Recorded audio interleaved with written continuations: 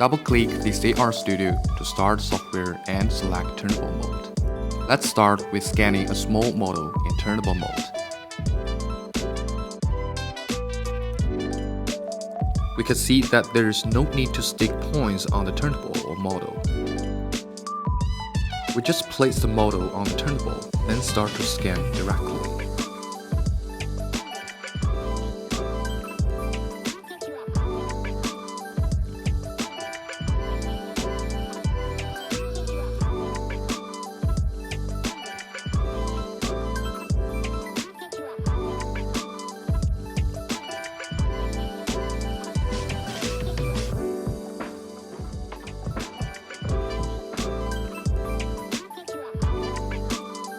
After scanning complete, compare the original model with the scanned one.